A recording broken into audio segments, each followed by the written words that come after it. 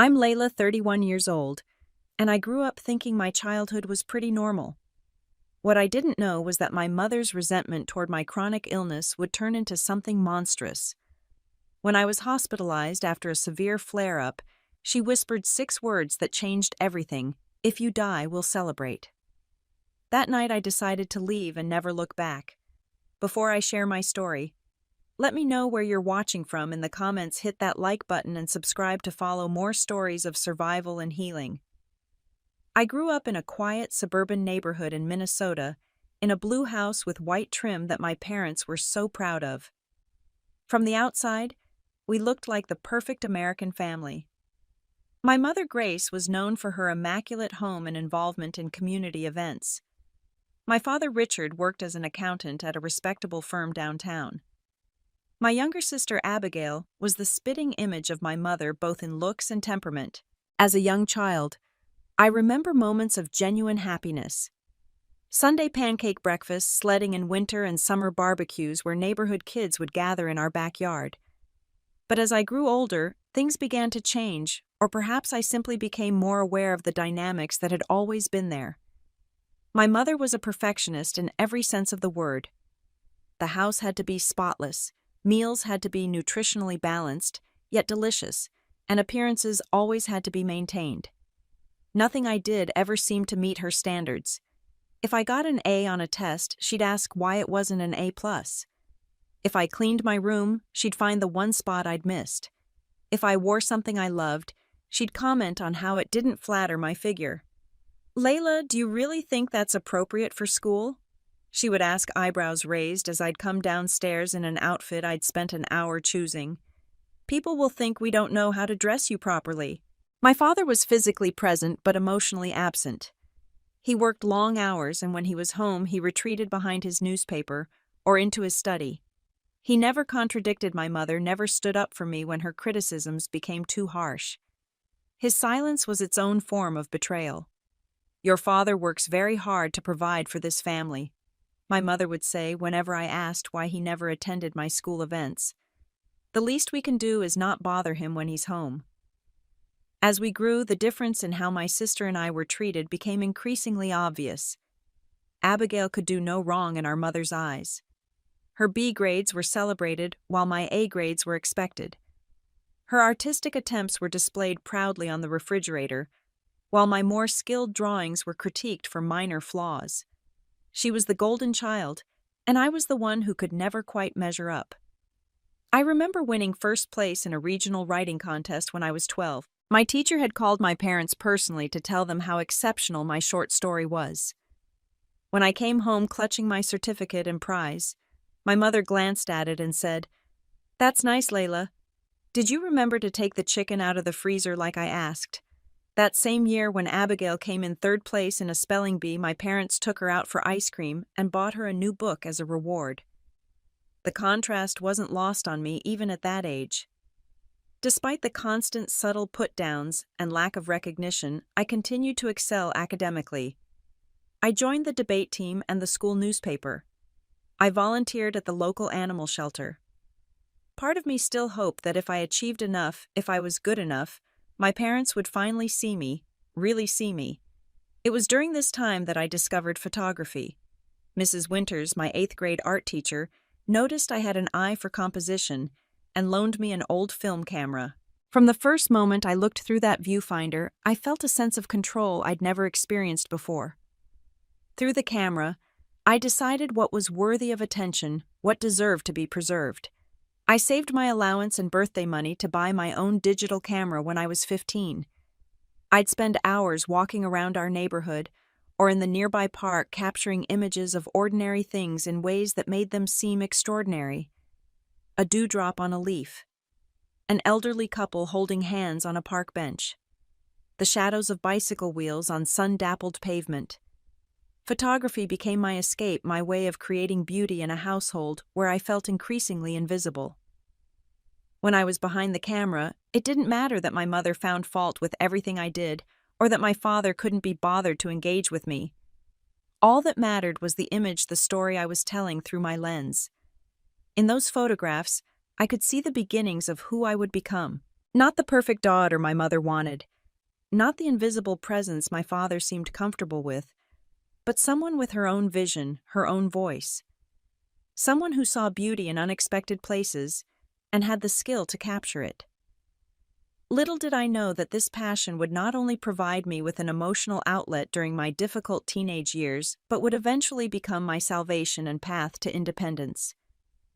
But before I could find that freedom, things at home would get much worse when my health began to deteriorate, setting the stage for years of disbelief, dismissal, and eventually the cruelest betrayal imaginable from the people who were supposed to love me most. It started with exhaustion when I was 16. Not the normal teenage tiredness from staying up too late studying or socializing, but a bone-deep weariness that sleep couldn't touch. I'd drag myself out of bed each morning feeling as though I hadn't rested at all. My joints ached, especially in my hands and knees. Sometimes the pain was a dull throb, other times sharp and stabbing.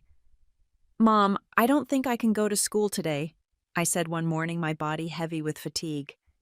"I feel really sick." She barely looked up from packing lunches.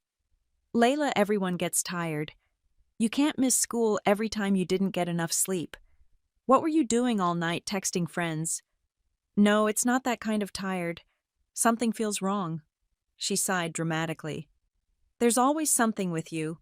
Take some ibuprofen and go to school. You have a test today, remember?" This became our new normal. My symptoms accumulating, my concerns dismissed. As weeks passed, I developed what I called brain fog, trouble concentrating, forgetting simple things, losing my train of thought mid-sentence. My grades began to slip for the first time in my academic career. Mrs. Peterson, my English teacher, kept me after class one day. "Layla, your last few assignments haven't been up to your usual standard. Is everything okay?" The simple kindness of being asked that question brought tears to my eyes. "I don't know what's wrong with me," I admitted. "I'm so tired all the time and I can't think straight. My parents think I'm making it up or being dramatic." She listened thoughtfully. "Have you seen a doctor? This doesn't sound like typical teenage stress." "My mom says it's just growing pains or that I'm trying to get attention." Mrs. Peterson's expression hardened slightly. "I'd like to call your parents and suggest they take you to a doctor. Would that be okay?" That call led to my first doctor's appointment, though my mother made her displeasure clear. "We're spending money we don't need to spend because you've convinced your teacher there's something wrong with you," she said as we sat in the waiting room. "Your father had to take time off work for this." The family doctor listened to my symptoms, ran some basic tests, and concluded I was probably experiencing anxiety and depression. He prescribed rest and exercise, the contradiction of which wasn't lost on me. When I tried to explain that the physical symptoms came first, he smiled condescendingly. "Many psychological issues manifest as physical complaints, especially in young women," he said, looking at my mother rather than me. "Let's try some stress reduction techniques before we go looking for zebras when we hear hoofbeats." My mother nodded in satisfaction. "That's exactly what I thought, doctor. She's always been sensitive." The dismissal by a medical professional validated my mother's belief that I was exaggerating. For weeks afterward, any mention of my symptoms was met with, "The doctor said it's all in your head, Layla. Maybe if you spent less time feeling sorry for yourself and more time being productive, you'd feel better." My father, who had initially shown some concern, quickly reverted to his pattern of non-involvement. "Listen to your mother," he'd say when I tried to talk to him privately. "She knows what's best." As my symptoms worsened, so did my mother's attitude toward me. Doctor appointments became sources of obvious annoyance. She'd sigh loudly in waiting rooms, check her watch repeatedly, and complain about the cost of copays and medications that probably aren't even necessary. It was my debate coach who finally connected me with Dr. Harris, a rheumatologist, who specialized in autoimmune conditions. "My wife has lupus," he told me quietly, after I'd had to drop out of a tournament due to extreme fatigue. "What you're describing sounds familiar." Dr. Harris was different from the start. She looked at me, not my mother, when I described my symptoms. She asked detailed questions and took extensive notes. She ordered comprehensive blood work and specific tests that no one had suggested before. 2 weeks later, we sat in her office as she explained my diagnosis, an autoimmune condition that would require lifelong management. Your immune system is essentially attacking your own tissues, she explained. That's why you're experiencing such diverse symptoms. The fatigue, pain, and cognitive issues are all connected. While I felt validated finally having a name for what was happening to me, my mother's response was immediate disbelief. Are you sure she's always been perfectly healthy before this? Could the tests be wrong? Dr. Harris was patient but firm. The test results are quite clear. This is a real physical condition with measurable markers in her blood work. But she's so young, my mother protested, and no one in our family has anything like this. Autoimmune conditions often emerge during adolescence, and genetic factors are just one potential trigger. Environmental factors play a role as well. On the drive home, my mother was silent until we pulled into our driveway. Then she turned to me with an expression I'll never forget, a mixture of resentment and accusation. I hope you realize what this means, she said. The medications, the doctor visits, the special accommodations, it's going to be expensive and inconvenient for everyone. Your father worked so hard, and now this. In that moment, I understood that in her eyes, my illness wasn't something that was happening to me, it was something I was doing to the family. As word of my diagnosis spread through our household, my sister began to distance herself from me. We had never been especially close, but now she treated me like I was contagious. Can't you just try harder to be normal? She asked once after I had to cancel on a family outing due to a flare-up. You're ruining everything for everyone. Despite all this, I managed to graduate high school with honors. There was no celebration, just a terse, "At least you finished," from my mother. I decided to attend the local community college, rather than accepting offers from universities farther away. Partly this was due to financial concerns, but mostly it was because managing my health condition while living independently seemed overwhelming at that point. Little did I know that staying home for college would expose me to years more of escalating emotional abuse as my family's resentment of my condition grew alongside my increasing need for medical support. The worst was yet to come, but so was the strength I would find to finally break free. College brought new challenges and unexpected blessings.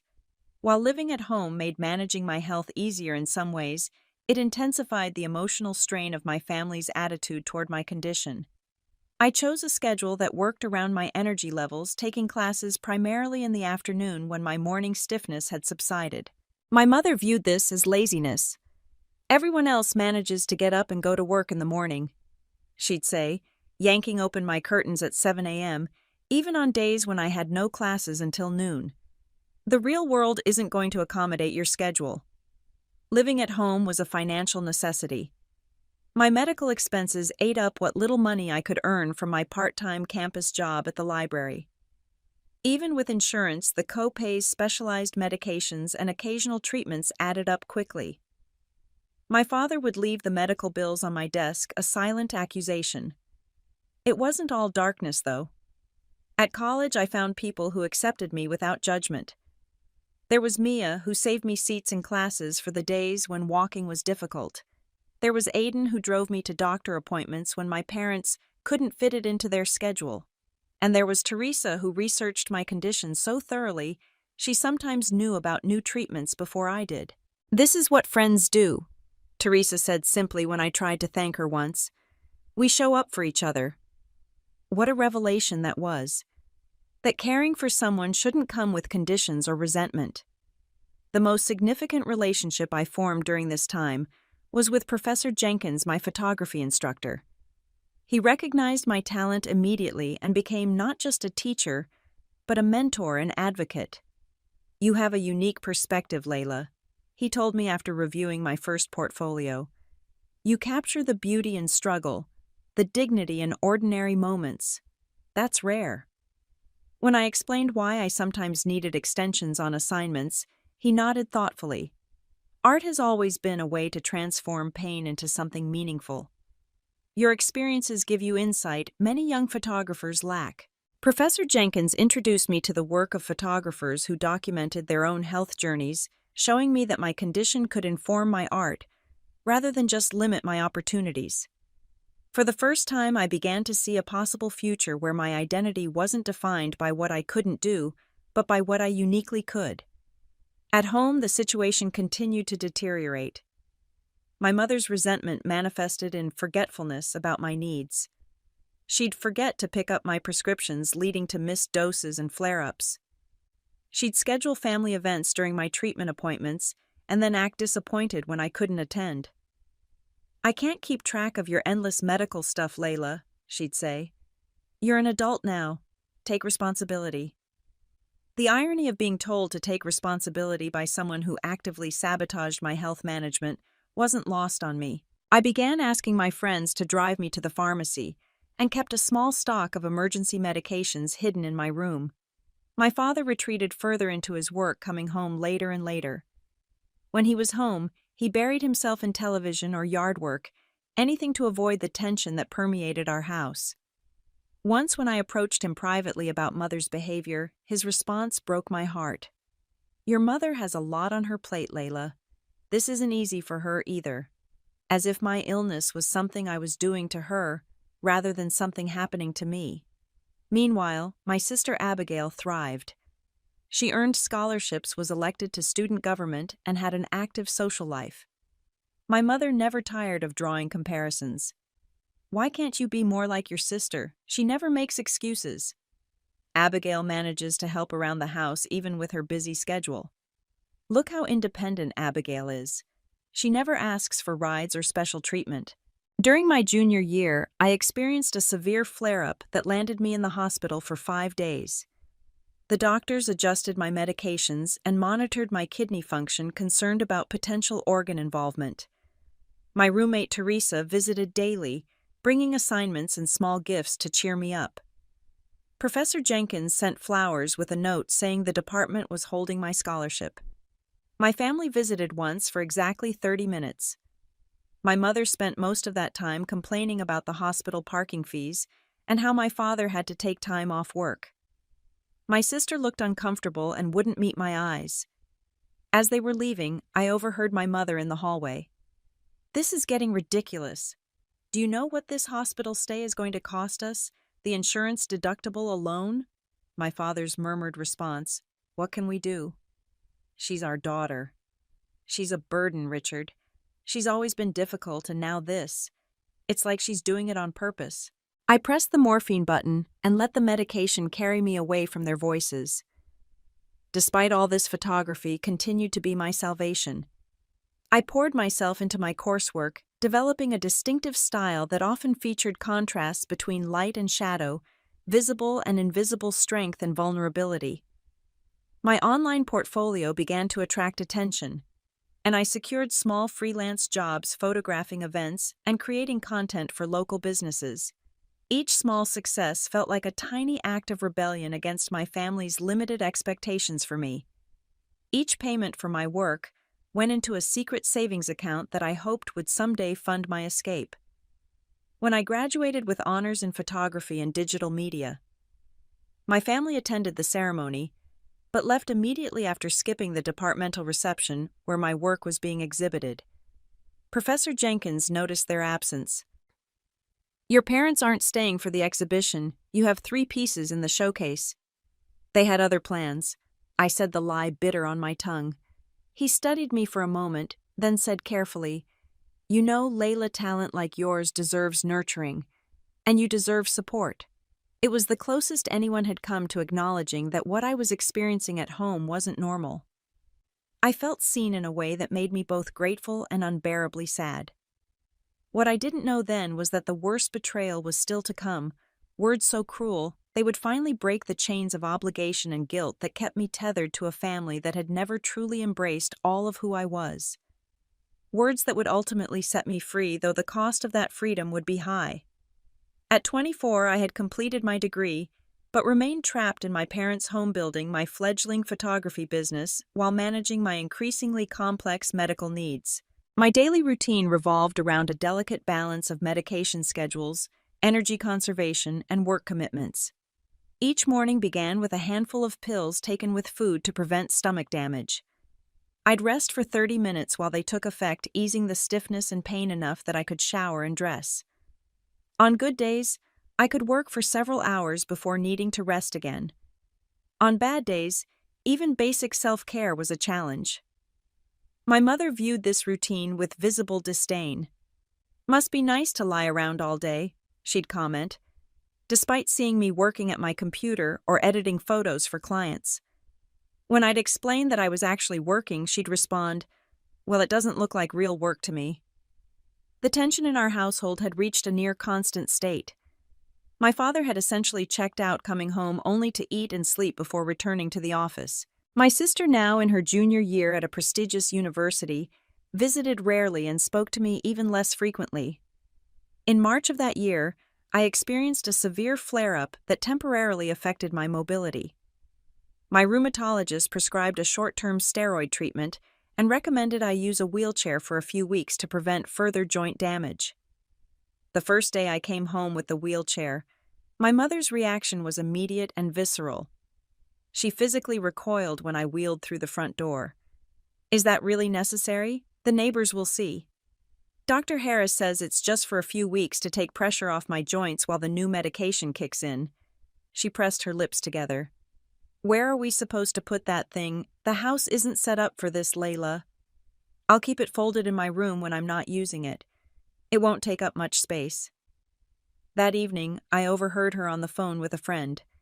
"It's like having an invalid in the house. I didn't sign up for this. It's one thing after another with her." My father's response to the wheelchair was to pretend it didn't exist. He would walk around it as if navigating around an inconveniently placed piece of furniture, never offering to help when I struggled with doorways or tight corners. When my sister Abigail came home for spring break, her embarrassment was palpable. She canceled plans to have friends over, saying the house was too crowded. When I asked if she meant because of my wheelchair, she avoided the question. "Just because you're stuck at home doesn't mean I should have to be," she snapped. The breaking point came during a family dinner in April. My parents had invited a few neighbors and my father's colleagues, something they rarely did anymore.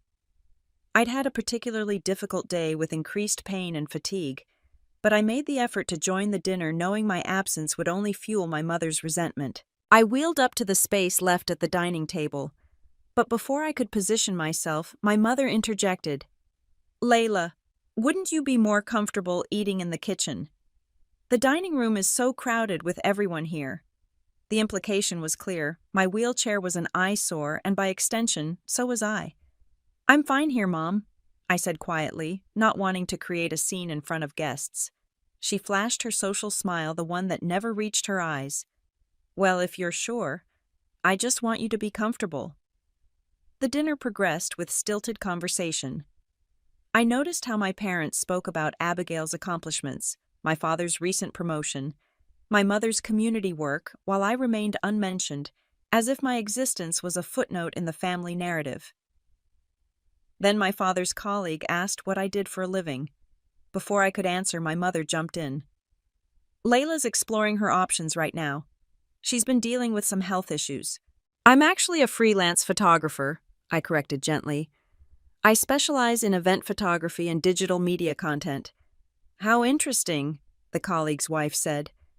"Do you have a portfolio we could see?" I began to describe my recent projects, but my mother interrupted again.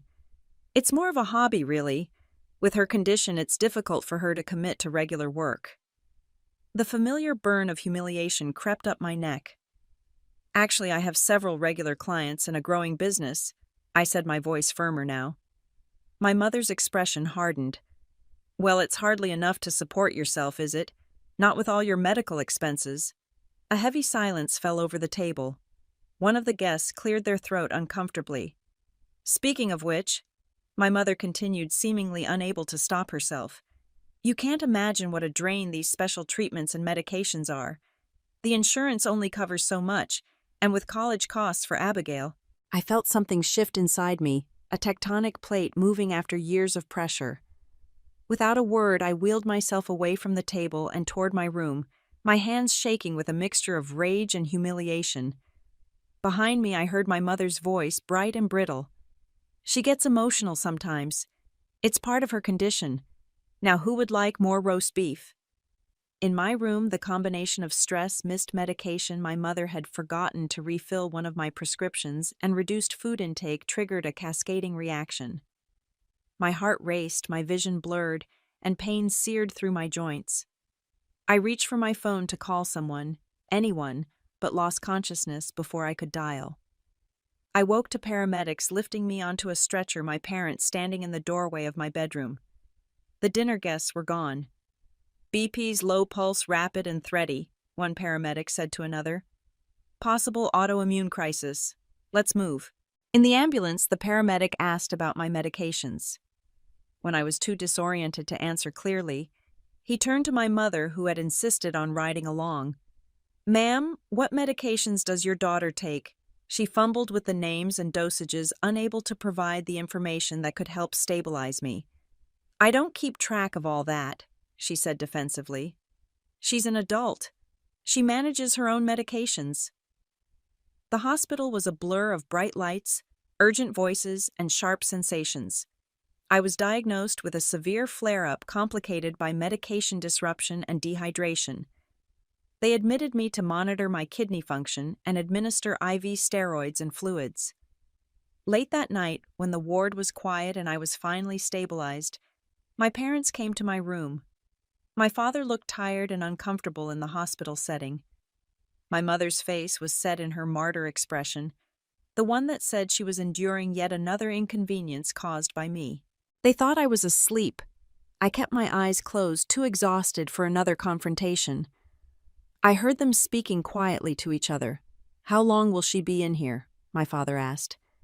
The doctor said at least 3 days, my mother replied.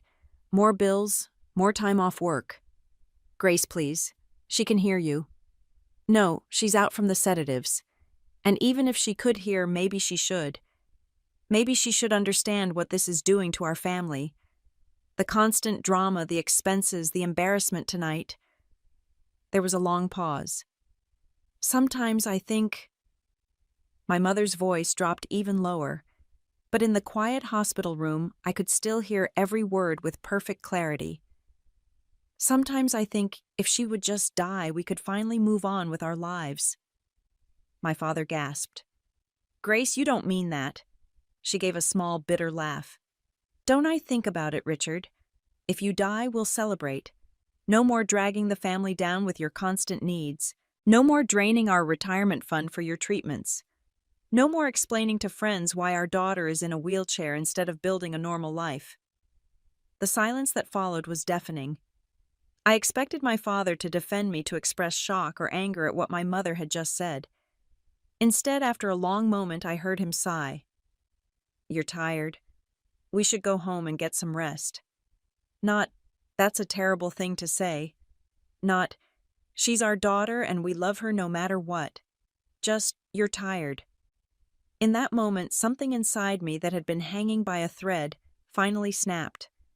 The tenuous hope that somewhere beneath the resentment and disappointment my parents still loved me, that hope died. It died as quietly and definitively as if it had been euthanized. I kept my breathing steady, my eyes closed, giving no indication that I'd heard every word. But as they left my hospital room, I made a decision that would change the course of my life forever. I was going to leave, and I was never coming back. The clarity of this decision was almost euphoric. For years, I'd been trapped not just by financial dependence and health limitations, but by the desperate hope that my family would eventually accept and love me as I was. Now that this hope was extinguished, I felt a strange new freedom. If my own mother could wish me dead, then I owed her nothing, not my presence, not my guilt, not one more moment of trying to earn love that would never be given freely. As I lay in that hospital bed, machines beeping softly around me, I began to plan my escape from the people who should have been my greatest supporters, but had instead become my most consistent source of pain.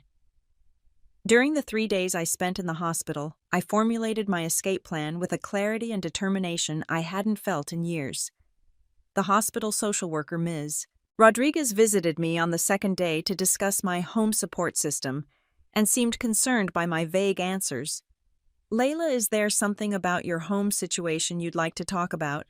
She asked, her kind eyes studying my face. I hesitated, then decided to test the waters.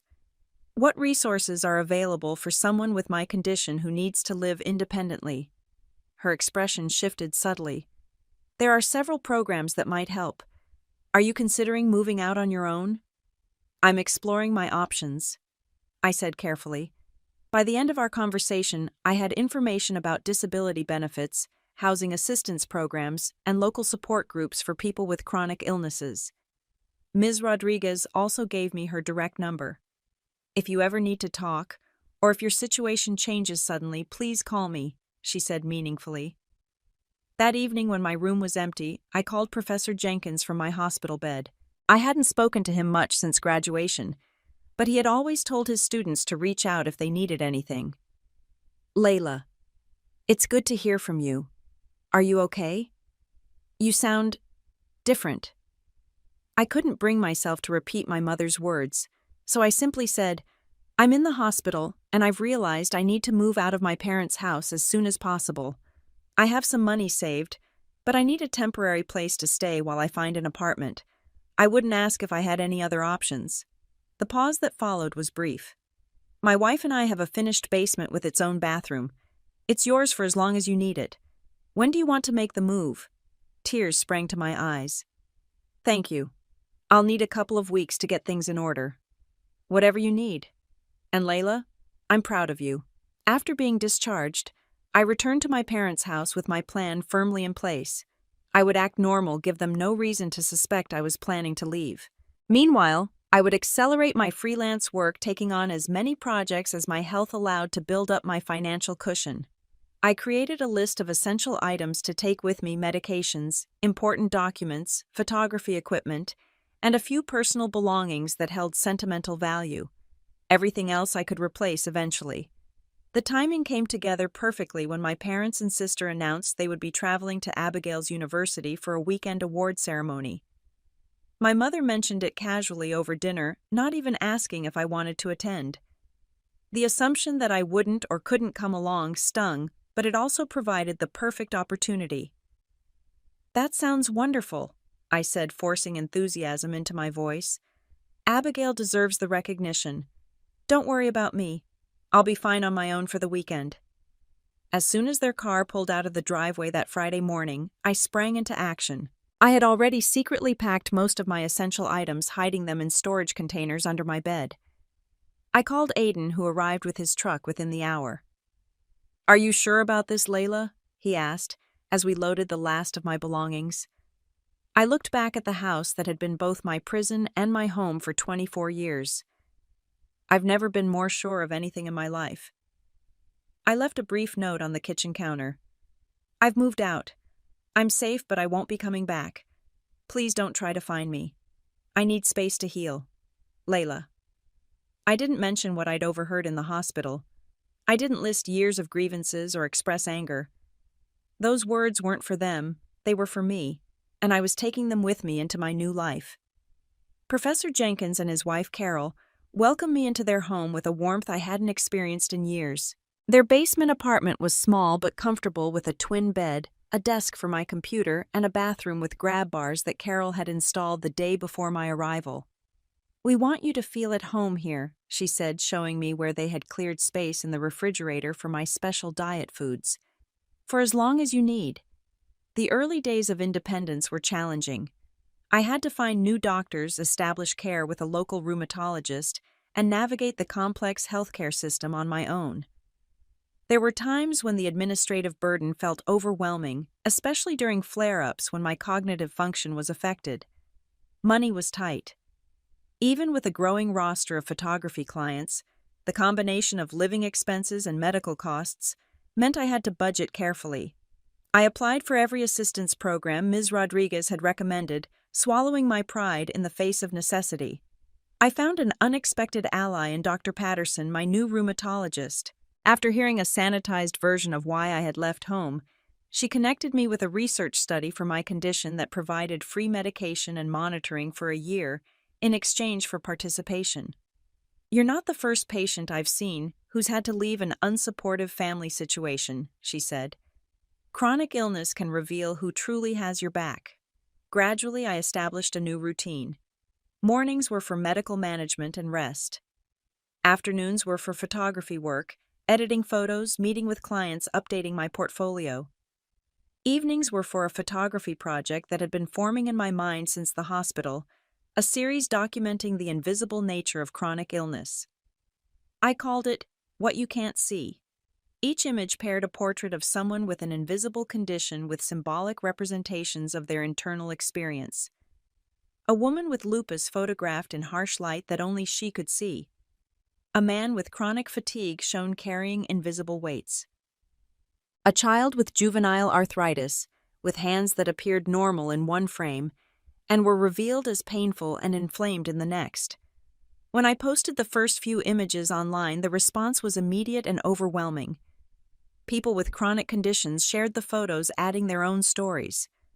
Publications dedicated to chronic illness and disability reached out for interviews. A local gallery owner saw the series and invited me to display it in an upcoming exhibition focused on body and identity.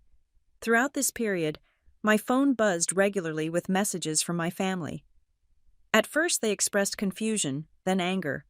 My father pleaded for me to be reasonable and think about what this is doing to your mother. My sister accused me of being selfish and dramatic. My mother's messages evolved from demanding I return home immediately to threatening to report me as a vulnerable adult in danger. When that didn't work, she shifted to guilt. After all we've done for you, this is how you repay us. I read each message but responded to none. Each unanswered text was a small act of self-protection, a brick in the wall I was building between my past and future. 6 months after leaving, I found an affordable one-bedroom apartment in a building with an elevator, a non-negotiable requirement given my mobility issues. It was small and needed updating, but it was mine. The day I signed the lease, I felt a surge of pride so intense it brought tears to my eyes. That same week, I met Jackson at a local arts collective where I was photographing an event. He was a graphic designer who specialized in accessible design, creating websites and materials that were usable by people with various disabilities. We bonded over our shared commitment to making the world more accessible and our mutual love of 1970s cinema. "Would you want to get coffee sometime?" he asked at the end of the evening. I hesitated, thinking of all the complications my health brought to relationships. I should probably tell you that I have a chronic health condition. It affects my energy levels and sometimes my mobility. It makes dating complicated. He smiled. I have a cousin with MS. I get it more than you might think. How about this? We plan for coffee, but if you're not up for going out that day, I bring the coffee to you and we watch a movie instead. No pressure either way. That simple acknowledgement of my reality without treating it as a burden was like a key unlocking something inside me. For the first time, I began to believe that I could have not just independence but also connection, that I deserved both. As my first year of freedom approached its end, I looked back at how far I had come. From a wheelchair in my parents' house, enduring daily emotional abuse, to my own apartment, a growing career, and the beginnings of a relationship based on mutual respect. I wasn't just surviving, I was beginning to thrive. What I didn't know then was that my newfound stability would soon be challenged by my family's increasingly desperate attempts to reinsert themselves into my life, attempts that would force me to define and defend boundaries I was only just learning to establish. 3 years passed each day, putting more distance between me and the toxic environment I had escaped. My photography career had blossomed beyond what I could have imagined. My What You Can't See series had been exhibited in galleries across the country, and I'd been commissioned to create similar series for health advocacy organizations. My work was featured in a major art magazine, accompanied by an in-depth interview about my approach to visualizing invisible conditions. The writer described my photography as unflinchingly honest, yet deeply compassionate, forcing viewers to confront the unseen struggles of those around them. I had built a robust online presence through my website and social media accounts, where I shared not just my professional work, but also my personal journey with chronic illness. I found that being open about my health challenges actually deepened connections with clients and followers, rather than driving them away as my family had always implied it would. "Your honesty makes people feel seen," my friend Teresa said when I expressed surprise at the positive response. "You're creating space for conversations that need to happen." My relationship with Jackson had grown steadily stronger. He understood without explanation when I needed to cancel plans because of a flare-up, and he had an intuitive sense of when to offer help and when to step back and let me maintain my independence. "It's not that complicated," he said once when I thanked him for his patience. "I pay attention to what you need, and I don't take it personally when those needs change. That's just basic respect." 6 months earlier, we had moved into a townhouse together, choosing a place with minimal stairs and modifying it for accessibility. Jackson installed grab bars in the bathroom, raised electrical outlets to reduce the need for bending, and created a photography studio in the spare bedroom with adjustable height work surfaces. "This is our home," he said as we arranged furniture in the living room. "It should work for both of us." My health had stabilized somewhat with consistent treatment and reduced stress. I still had flare-ups and bad days, but I had developed management strategies and a support system that didn't view my needs as burdensome. It was during this period of relative peace that the first contact from my family came. I was editing photos one afternoon when an email notification appeared from abigailclark@email.com. Subject: "I need to talk to you, Layla. It's been 3 years. I found your website and saw that you're doing well with your photography. I'm glad. Things at home are not good. Mom and Dad are not the same since you left. We need to talk. Abigail." I stared at the screen, my heart pounding. After 3 years of silence on my end, this brief message felt like a stone thrown through a window. I closed my laptop without responding and went for a slow walk around the neighborhood, trying to process my feelings. That evening, I told Jackson about the email. "What do you think I should do?" I asked. He considered carefully. "What do you want to do?" "Talking to her doesn't obligate you to reconnect with your parents. You could set boundaries around what you're willing to discuss." After 2 days of reflection, I replied with a brief message agreeing to a phone call, but specifying that I wasn't ready to discuss reuniting with our parents. The call was tense at first, with Abigail seemingly unsure how to talk to me.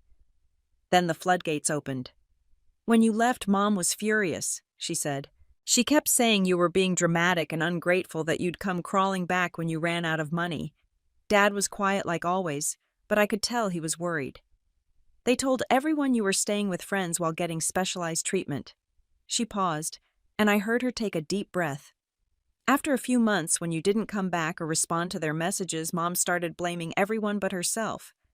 She blamed Dad for not being stricter with you, your doctors for filling your head with nonsense about your condition, even me for getting more attention than you."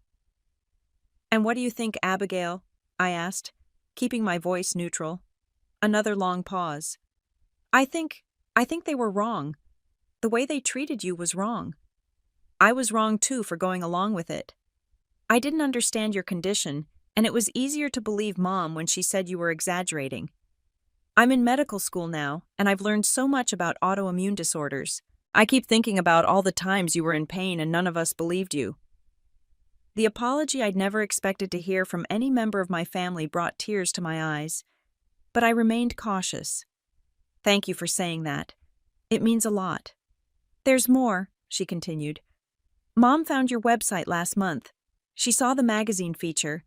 She's been obsessed with contacting you. Dad finally told her that if your own mother hadn't wished you dead, maybe you'd still be part of the family." My breath caught. "He heard that at the hospital." "Yes, he told me what Mom said that night. He said he's never forgiven himself for not defending you, for not leaving with you." After that conversation, Abigail and I began cautiously rebuilding our relationship through occasional texts and calls. I learned she had chosen rheumatology as her specialty, partly inspired by her belated understanding of my experience. 2 weeks after our first call, an email arrived from my father. Unlike my mother's demanding messages from years before his, was humble and brief, acknowledging his failure to protect me and asking if I would be willing to meet him for coffee sometime on your terms. Whenever and if ever you're ready. I didn't respond immediately, discussing it first with my therapist, Dr. Chen, whom I had been seeing since shortly after my escape. You don't owe him a meeting, she reminded me. What would you hope to get out of it if you did agree to see him? Closure, maybe? I said, and I want to look him in the eye when he explains why he stood by while Mom said those things. We eventually met at a neutral coffee shop halfway between our homes. My father looked older than I expected, with new lines etched around his eyes and mouth. He seemed unsure whether to hug me, ultimately offering an awkward handshake instead. You look well, Layla, he said, his voice thick with emotion. Your photos in that magazine were incredible. Thank you, I replied, waiting for him to get to the point. After small talk about my work, he finally addressed what we both knew was the real purpose of our meeting. I failed you, he said simply. As a father, my job was to protect you, and I didn't. I let your mother's resentment grow until it poisoned our whole family, and I did nothing to stop it. Why? I asked the question that had haunted me for years.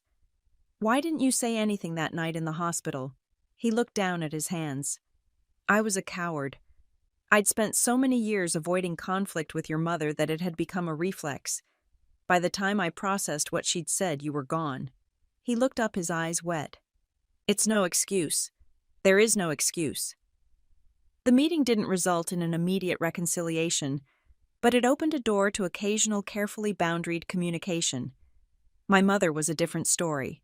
Her initial response to discovering my success was to attempt to insert herself back into my life as if nothing had happened. When that failed, she tried different tactics, guilt manipulation, and eventually threats. Your mother called the gallery hosting your exhibition, Abigail warned me one day. She was going to show up and make a scene. Dad talked her out of it, but she's becoming more unpredictable. I increased security at my events and made sure my address remained unlisted. I also consulted with a lawyer about getting a restraining order, though I hoped it wouldn't come to that. The situation came to a head after I gave an interview to a health magazine in which I briefly mentioned leaving an unsupportive family environment that had exacerbated my condition.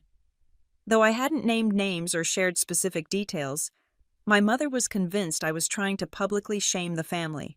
She left increasingly frantic voicemails and sent a certified letter threatening legal action for defamation if I continued to spread lies about my upbringing. Rather than engaging directly, I had my lawyer send a brief factual response reminding her that truth is an absolute defense against defamation claims and that I had documentation of her behavior, including witness statements from medical professionals who had observed her actions during my hospitalizations. The legal threat evaporated, but the emotional fallout continued.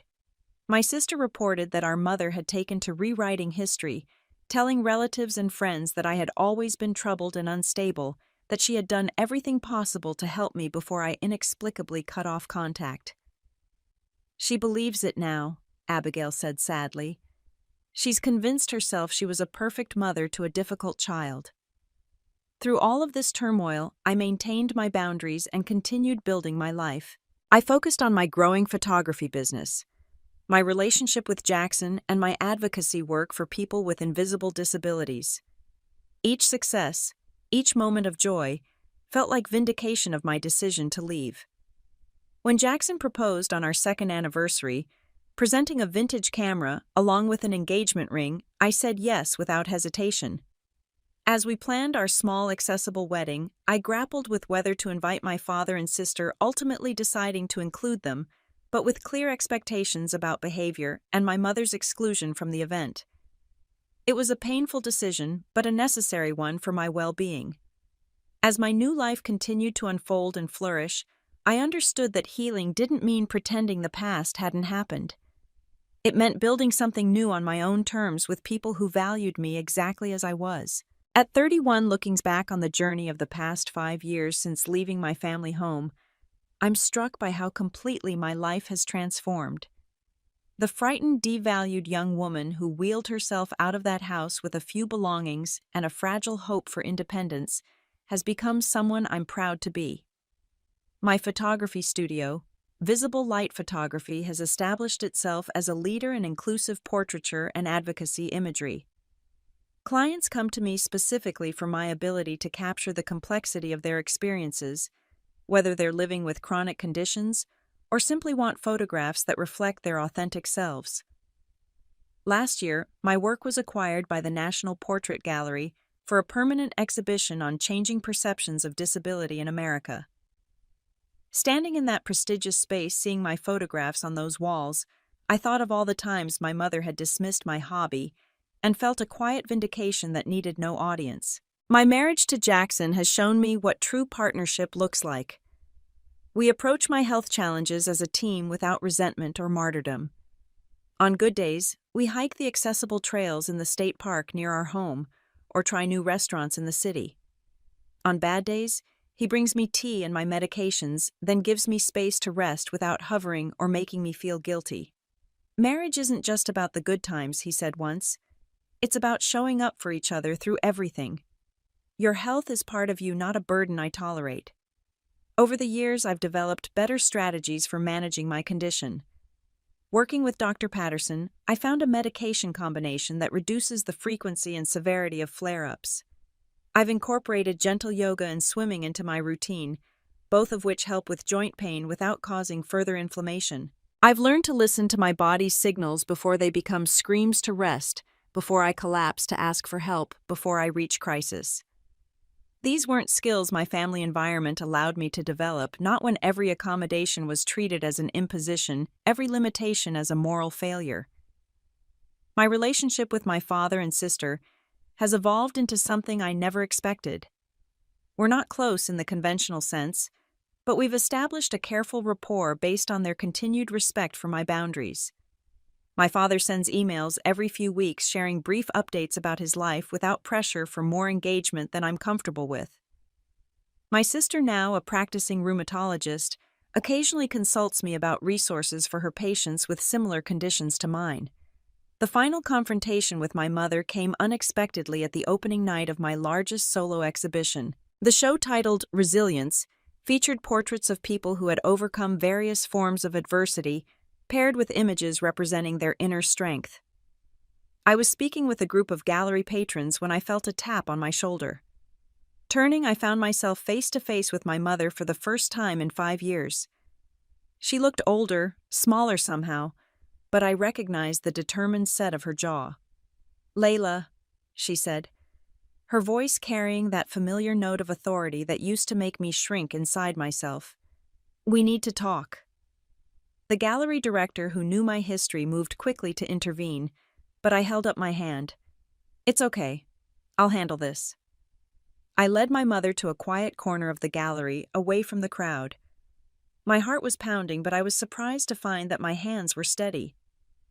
"How did you find me?" I asked. "Your exhibition was featured in the newspaper," she said. "I've been following your career from a distance." I waited, saying nothing.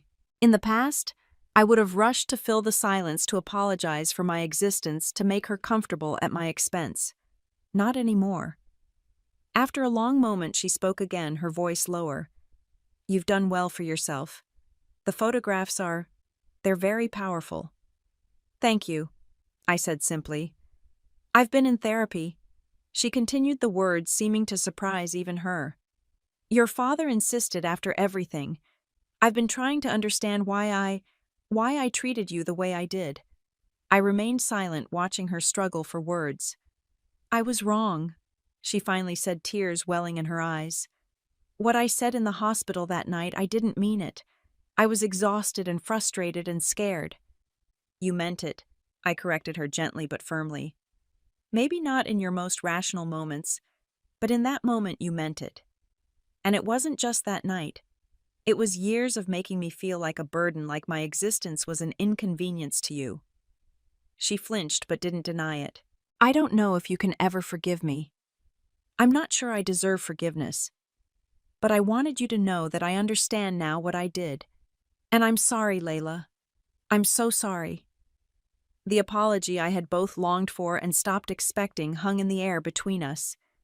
I took a deep breath, centering myself in the person I had become. "I appreciate your apology," I said carefully. "And I'm glad you're getting help. But I need you to understand something. I've built a good life for myself. A life where I'm valued and supported. I'm not coming back to the way things were." "I wouldn't expect you to," she said quietly. "Your sister tells me you're married now." "Yes. To someone who loves all of me, including the parts you couldn't accept." She nodded slowly. Would it be possible to have some kind of relationship going forward, on your terms, of course?" I considered this. "I don't know. I'm not closing that door completely, but I need time to think about what that might look like. And it would have to be with very clear boundaries." "I understand," she said, and for perhaps the first time in our relationship, I believed that she did.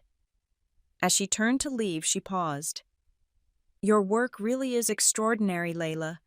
You always had that eye for beauty, even as a little girl. I should have nurtured that. I should have nurtured you." After she left, Jackson found me still standing in that quiet corner. "Are you okay?" he asked, his concern evident. "I am," I said, realizing with some surprise that it was true. "I really am." In the months that followed, I established limited structured contact with my mother, brief calls every few weeks, always on my schedule. Our conversations remained somewhat stilted, the weight of our history too substantial to ignore, but there's a growing honesty between us that wasn't possible before. My father's letter of apology, received shortly after that night at the gallery, acknowledged in painful detail his failure to protect me. "I was meant to be your safe harbor," he wrote. "Instead, I was the lighthouse that watched as you crashed against the rocks. I will spend the rest of my life trying to make amends for my silence." My sister Abigail has perhaps traveled the longest road in understanding our family dysfunction. As a doctor now treating patients with conditions similar to mine, she often calls to ask how certain symptoms feel from the patient's perspective, how medical professionals can better communicate empathy and belief. "I want to be the doctor I wish you'd had from the beginning," she told me recently. "Someone who listens first and assumes the patient knows their own body." 3 years ago, I established the Visible Light Foundation, which provides photography equipment and mentorship to young artists with chronic illnesses and disabilities. We recently awarded our 20th grant to a 16-year-old with juvenile arthritis, who photographs dance performances from her wheelchair, capturing movement she can no longer experience herself, but can still celebrate through her art. Working with these young photographers has been the most healing aspect of my journey. Every time I see them create beauty from their pain, every time they assert their right to be seen and heard, I feel a piece of my own past transform from a wound into wisdom. I've learned that forgiveness isn't a single moment, but a process, one that doesn't require forgetting or minimizing harm. I've learned that family can be chosen, built from connections based on mutual respect and genuine care, rather than mere biological ties. Most importantly, I've learned that leaving people who harm you, even family, isn't selfish or dramatic. It's an act of necessary self-preservation and ultimately self-love. The words my mother whispered in that hospital room, "If you die, we'll celebrate," once had the power to shatter me. Now they're just words spoken by a flawed, unhappy woman who couldn't see the value in her own daughter. They no longer define me or limit what I believe I deserve. If you're watching this and recognizing your own experience in mine, please know this: you deserve to be treated with dignity regardless of your health status or any other factor. You deserve support that doesn't come with conditions or resentment. And if the people who should love you unconditionally can't offer that, it's okay to create distance. It's okay to leave. It's okay to build something new. What has your experience been with family members who couldn't accept your health challenges or other aspects of who you are? Have you had to establish boundaries or distance to protect yourself? Share your story in the comments below. If my journey has resonated with you, please like this video and subscribe to hear more stories of resilience and healing. And remember, sometimes walking away isn't giving up. It's making space for something better to begin. Thank you for listening to my story.